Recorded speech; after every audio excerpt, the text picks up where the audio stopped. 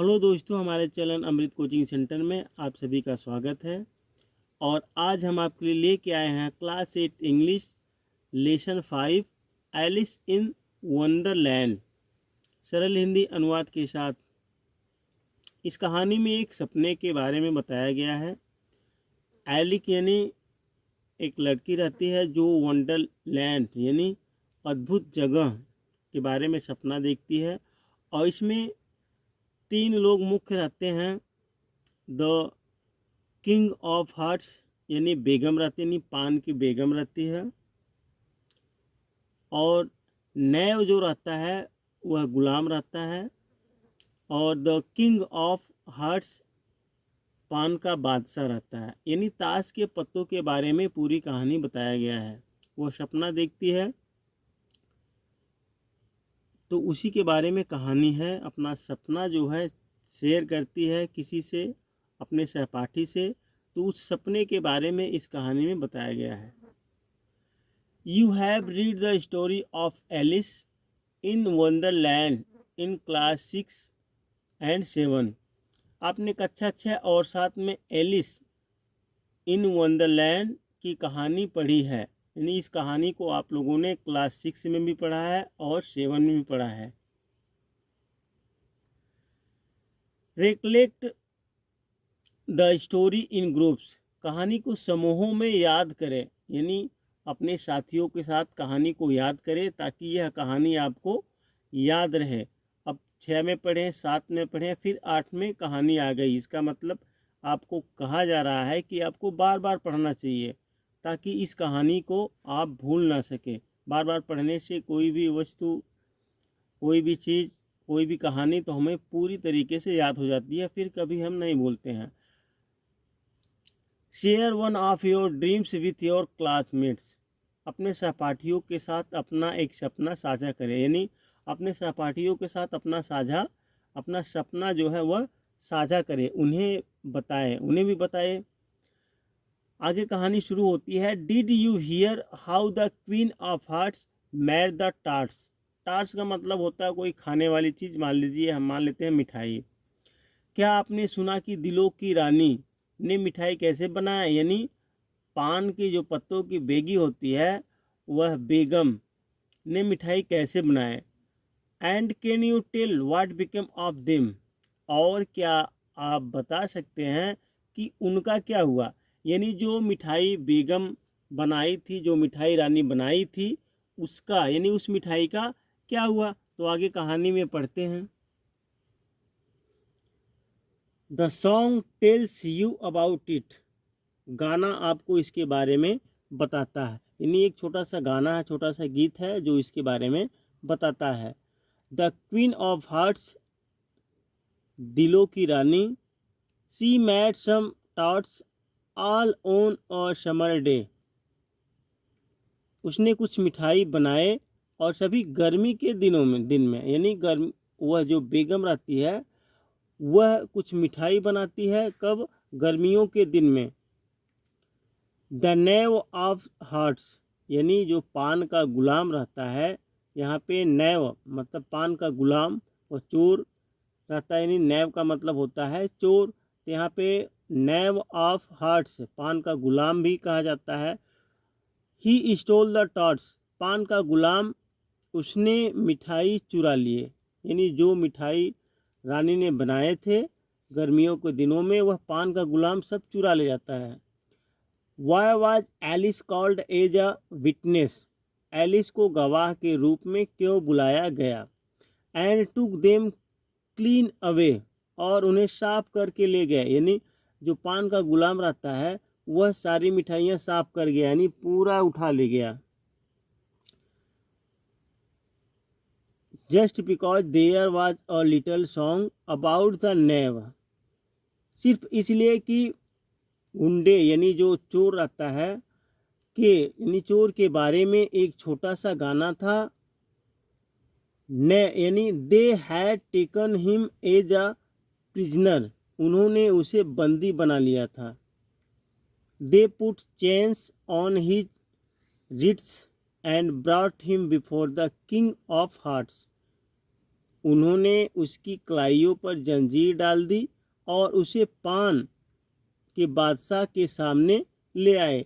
यानी जो पान का गुलाम सारी मिठाइयाँ चुरा ले जाता है, उसको पकड़ लेते हैं और उसके हाथ में जंजीर पहनाकर राजा यानी बादशाह, जो पान का बादशाह रहता है, किंग ऑफ हार्ट्स, उस बादशाह के सामने ले जाते हैं। So that there might be a regular trial, ताकि नियमित प्रशिक्षण हो सके। यानी गुलाम, जो पान का गुलाम है, उसके ऊपर जो आरोप लगा हुआ है, ताकि उसका सही तरीके से नियमित रूप से प्रशिक्षण हो सके कि चोरी उसने की है या नहीं। The king looked very grand with a big crown on the top of his wig. Wig के शीर्ष पर एक बड़ा मुकुट पहने हुए राजा बहुत भव्य लग रहे थे। यानी विग जो होता है, नकली बाल होते हैं, तो उसके ऊपर मुकुट लगाए हुए राजा बहुत ही भव्य यानी बहुत ही सुंदर दिख रहे थे। But he had to wear they both, परंतु उसे वे दोनों पहनने पड़े, यानी दोनों पहनने पड़ते थे। So that people might know he was a जज as well as a king, ताकि लोगों को पता चले कि वह एक न्यायाधीश होने के साथ साथ एक राजा भी था। यानी वह अपना जो राजा के पद पे रहते हैं, वह अपने तरीके से पहनावा पहनते हैं। जो जज रहते हैं तो अपने तरीके से, तो यहाँ पे राजा को दोनों पहनने पड़ते थे। एक विग का मतलब होता है नकली बाल, तो नकली बाल को वह पहनकर उसके ऊपर से मुकुट लगाकर बैठे हुए थे और बहुत ही सुंदर दिख रहे थे। The queen looked cross, for she had taken trouble to make the tarts and the bad now stole them away. रानी को आश्चर्य हुआ क्योंकि उसने टार्ट बनाने में परेशानी उठाई थी और दुष्ट ने उसे चुरा लिया। यानी रानी को बहुत गुस्सा आया क्योंकि उसने काफ़ी मेहनत से मिठाई बनाई थी और पान का गुलाम उसे उठा ले जाता है। The white rabbit stood near the king, सफ़ेद खरगोश राजा के पास खड़ा हो गया।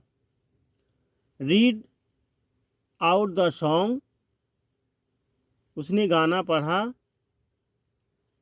To tell everybody what a bad knave he was, सबको यह बताने के लिए कि वह कितना बुरा गुलाम था। यानी राजा के बगल में जो सिपाही के रूप में खड़े रहते हैं, तो वहाँ पे खरगोश खड़ा रहता है, तो वह गाना को पढ़ता है, गाना गाता है, सबको बताने के लिए कि वह कितना बुरा गुलाम था। And to decide whether he was guilty or not गल्टी, और यह तय करने के लिए कि वह दोषी था या दोषी नहीं। Alice was sitting close to the jury box and she was called as a witness. Alice jury box के पास बैठी थी और उसे एक गवाह के रूप में बुलाया गया था। जूरी बॉक्स मतलब होता है जो पंच, तो यहाँ पे है बताया गया उसमें, a person who has seen the prisoner do whatever he is accused of or knows something that's important in trial.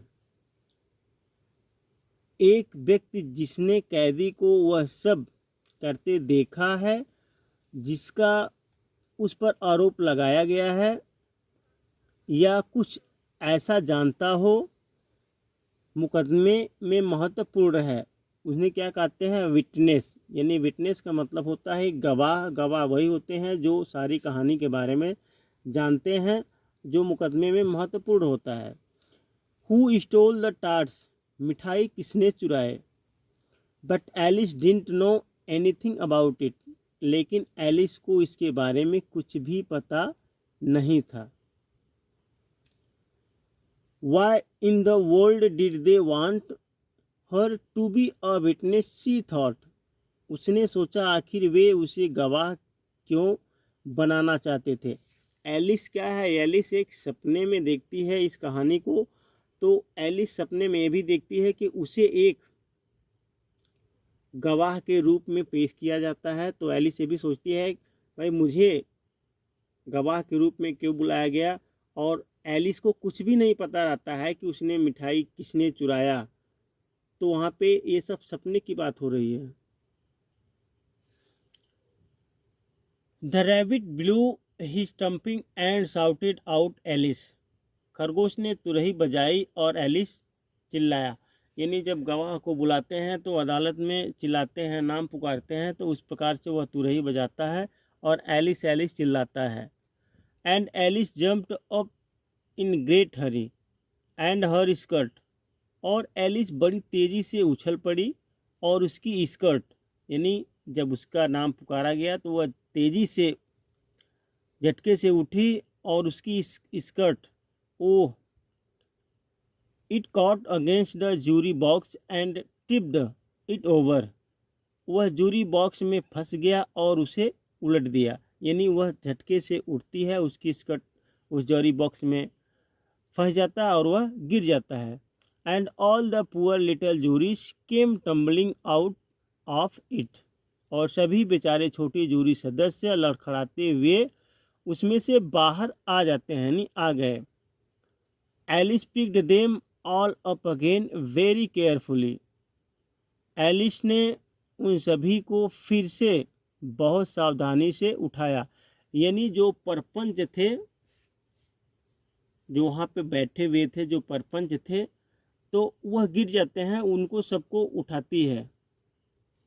और इस लेसन का आप लोगों को शब्दार्थ भी वीडियो के अंत में मिल जाएगा, ताकि आपको प्रोनाउंस करने में कोई असुविधा नहीं हो। The king wanted the jury to settle whether the knave of hearts was guilty or not गल्टी। तो राजा चाहता था कि जूरी यह तय करे कि पान का गुलाम दोषी है या नहीं है। यानी जो राजा चाहता था कि जनता जो है, परपंच जो है, वह तय करे कि यह पान का गुलाम दोषी है या नहीं दोषी है। The queen wanted to punish them. रानी उन्हें दंड देना चाहती थी। The knave first of all, सबसे पहले पान का गुलाम। बट एलिस, लेकिन एलिस। सो एलिस सेड, तो एलिस ने कहा, स्टफ एंड नॉनसेंस, बेवकूफ़ और बकवास। द क्वीन सेड, रानी ने कहा, ऑफ विथ हर हेड, उसका सिर काट दो। Just watt she always said when she was angry, बिल्कुल वही जो वह गुस्से में होने पर हमेशा कहती थी। यानी रानी वही बार बार बोलती है, जो जब रानी को क्रोध आता है तो वही हमेशा बोलती थी, उसका सर काट दो। सो एलिस रिप्लाइड, एलिस ने जवाब दिया, हु केयर्स फॉर यू, तुम्हारे बारे में कौन परवाह करता है। Nothing but a pack of cards, तुम ताश के पत्तों के अलावा कुछ नहीं हो। तो एलिस कहती है कि तुम्हारी परवाह कौन करता है, तुम ताश के पत्तों के अलावा कुछ भी नहीं हो। So they were all angry and flew up into the air. तो वे सभी क्रोधित हो गए और हवा में उड़ गए। कौन उड़ गए? जो ताश के पत्तों के बारे में बात होती है तो ये सभी क्रोधित हो जाते हैं और हवा में उड़ जाते हैं। Then they all came tumbling down again all over poor Alice just like a shower of rain. फिर वे सभी बारिश की बौछार की तरह बेचारी एलिस के ऊपर फिर से गिर पड़े। The next thing Alice woke up out of her curious dream. अगली बात, एलिस अपने उत्सुक सपने से जाग गई। And she found that the cards were only some leaves of the tree. और उसने पाया कि कार्ड्स केवल पेड़ के कुछ पत्ते थे। यानी वह सपने से जाग जाती है तो यह पाती है कि पेड़ के कुछ पत्ते थे, ताश के पत्ते के अलावा पेड़ के कुछ पत्ते थे। That the wind had blown down upon her face, जो हवा के कारण उसके चेहरे पर उड़ गए थे। Wouldn't it be a nice thing to have a curious dream just like Alice. क्या एलिस की तरह एक विचित्र सपना देखना अच्छी बात नहीं होगी? To have a curious dream like Alice lay down. Alice जैसा विचित्र सपना देखने के लिए लेट जाओ, यानी एलिस की तरह अगर सपना देखना है तो लेट जाओ। Shut your eyes tight, goodbye Alice dear. अपनी आंखें कसकर बंद कर लो और अलविदा कहो एलिस प्रिय। तो अगर सपना आप देखना चाहते हैं तो इस प्रकार से आप बोलिए, अपनी आंख बंद कर लीजिए। तो यहाँ पे कुछ वर्ड मीनिंग है। वंडरलैंड मतलब आश्चर्य, लोक अनोखी दुनिया, एक अद्भुत दुनिया। टॉर्च मतलब एक तरह की मिठाई होती है। नैव मतलब बेईमान या व्यक्ति, या ताश में जे मतलब होता है जिसको गुलाम की पत्ती कहते हैं। स्टोल मतलब चोरी किया, स्टील चोरी करना, इसी का सेकेंड फॉर्म स्टोल होता है। विटनेस मतलब गवाह, प्रत्यक्षदर्शी। प्रिजनर मतलब कैदी, चैन मतलब जंजीर। रेगुलर होता है नियमित, यानी नियम के अनुसार। ट्रायल जांच प्रशिक्षण, जज न्यायाधीश, ट्रबल समस्या या कष्ट। डिसाइड निर्णय या फैसला करना। जूरी बॉक्स का मतलब होता है न्यायपीठ के बैठने की जगह।